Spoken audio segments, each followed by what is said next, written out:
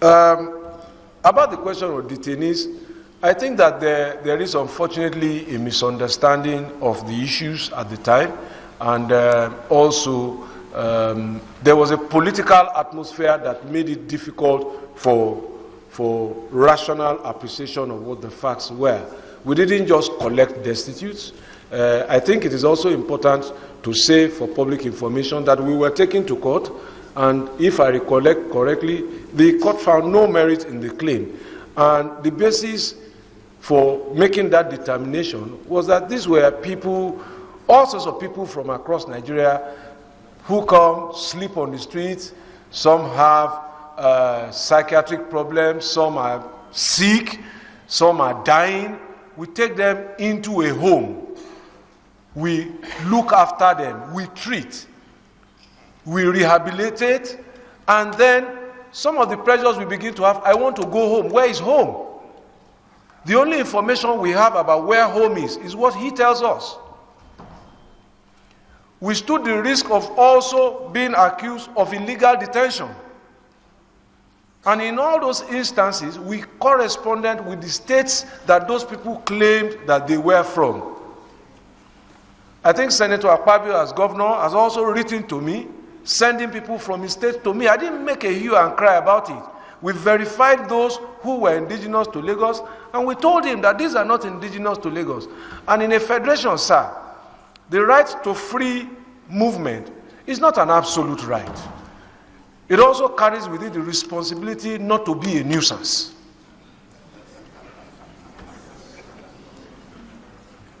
And we owed that obligation first to rehabilitate and so on and so forth. And as I said at the time, for those who felt truly offended, I made a public apology. But it was not a matter of just going to pick people. The state who they claimed wrote back didn't get to us. There was proof that we sent letters to them. And I would hope that we would let the matter go. I apologize again in the interest of national cohesion, that we must not expand those fault lines. We must be brothers and sisters. Distinguished Senator Sekibo, welcome back to Lagos, sir. And, but there's no magic about IGR, and I think for the safety of time, I think I have indicated some of the issues there. Everybody must pay their fair share so that they can have their this thing. As far as petroleum products and filling stations are concerned, again, it's a business that perhaps I have no skills about, so it's not easy to say this is why that happens. But we need to diversify, and how we distribute our petroleum, we need to secure permissions. We also need to help vulnerable people live a useful life. Mr. Fashola, before you rush up, this is a very gender-friendly chamber. I will let Senator ask the guy from ICA final question.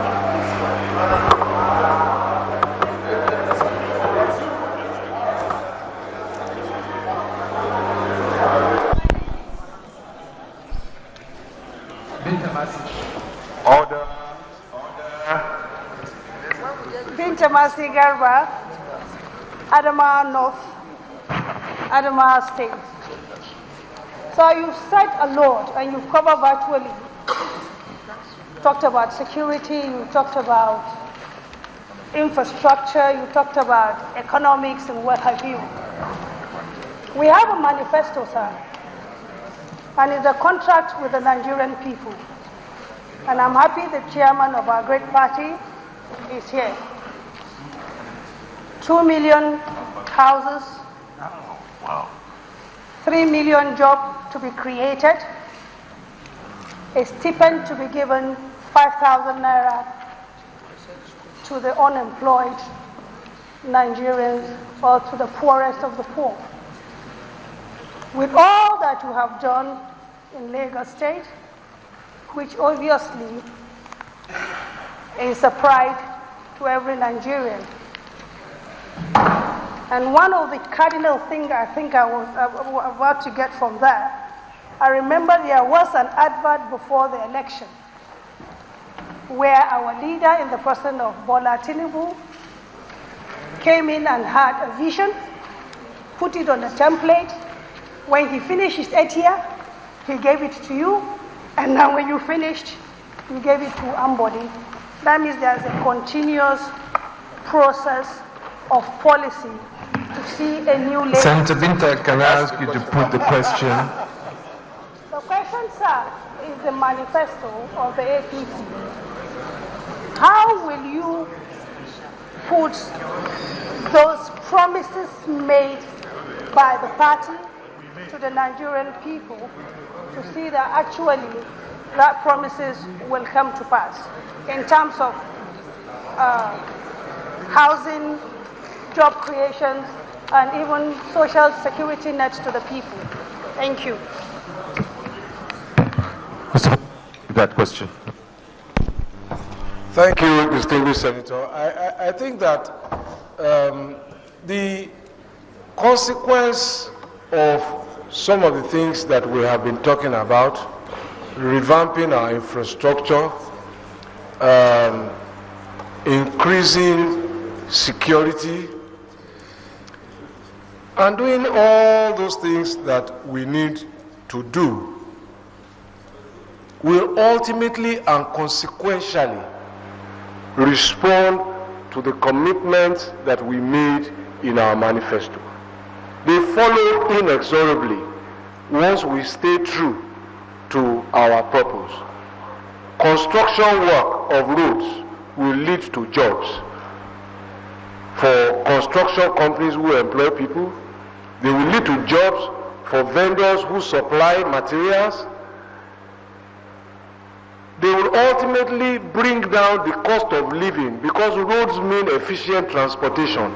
Efficient transportation means efficient, cheaper cost of doing business. Housing construction inevitably will have the same consequence. It will be our responsibility as a government to then begin to measure the impact and to have a common purpose that every project that we undertake must respond to those issues. The choice whether we do A or B is a question of whether it creates work.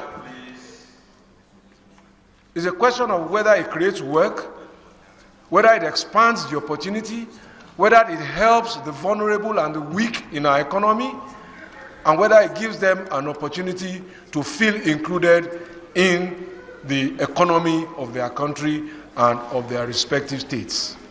Thank you, Mr. President. I will just also, because we're a gender fair, I'll just allow on the side, Senator Jimmy, I know we have been generous on both sides of that. Thank you very much, Mr. President. Mr. Nominee, let me congratulate you on your erudition and your rounded views about governance. However, I'm taken aback that in Lagos State, your IGR is 23 billion. Your local debt is 408 billion. And your foreign debt is $1.17 billion. And that was at a time of buoyancy. Now you're coming to the center at a time when oil revenues have almost gone to the dust, and there is need for diversification. And we cannot keep taking debts from states into the federal coffers. What are you likely to do differently? And how are you going to assist this government to ensure that we don't pile debts and we're not in deeper trouble than we are right now? Thank you very much.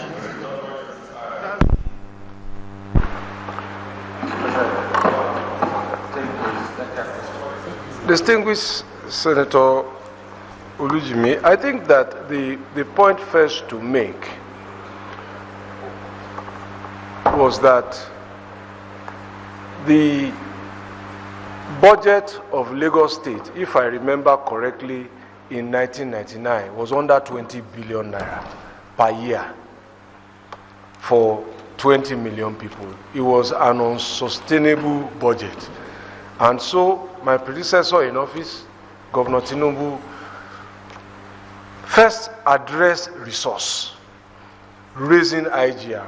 Now, I think that perhaps our perception of debt today is a reflection of debts that we accumulated as a nation. And perhaps for which we do not have full appreciation or full value for money of what we did with the money. But my position, very simply, is that where we are today, it is difficult to conceptualize a short-term view that will not include borrowing if we want to keep this economy going. The economy needs a stimulus. We must borrow. Our infrastructure is behind, and if we don't invest money in our infrastructure, we can't grow the economy. So the notion of debt as a sin is something, or something evil, is something that I would urge that we review and revisit.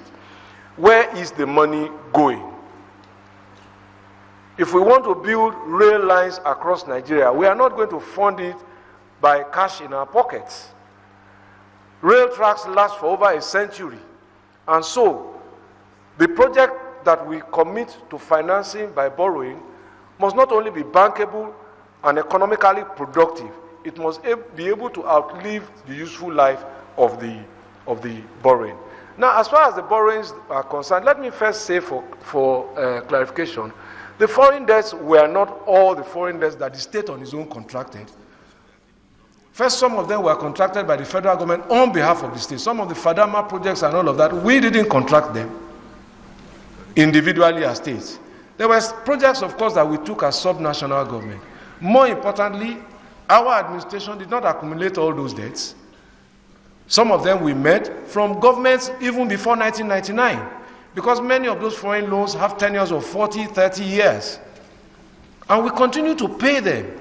Now, credibility of a nation, of a state, really is not how much cash it has in the bank.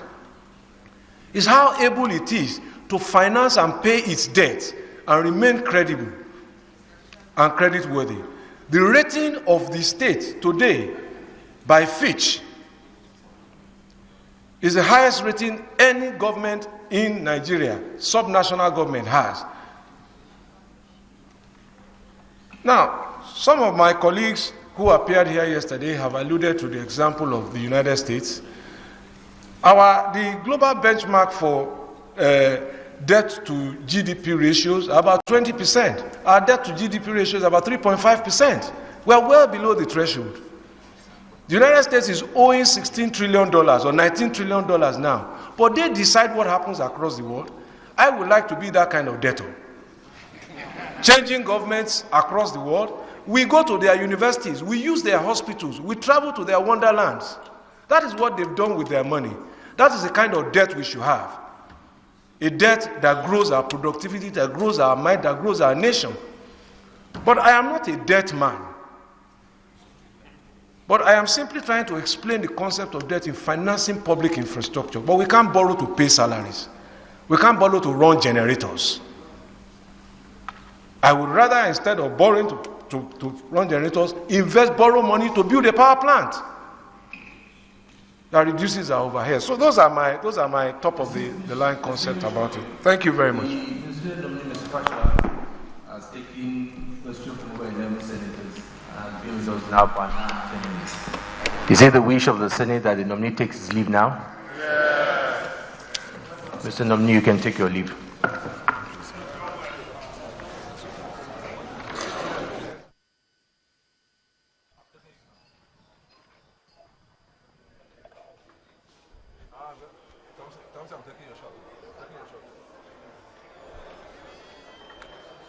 So there we have it, the first nominee for the day, former Governor Babatunde Fashola. And it's very nice to note that he has set a benchmark now of over an hour, taking on questions on the economy, but specifically on Lagos State. And he dealt with questions on his management of the affairs of that state, of the economy of that state. And he now leaves the chambers right now, having set the ball rolling for the 10 nominees that are lined up today. Spent a lot of time, more time than the first person spent yesterday, Senator Udodoma, who came in, spent less than 20 minutes and went out. Today, the first person spent in an hour, and it makes you wonder how long the next person was spent.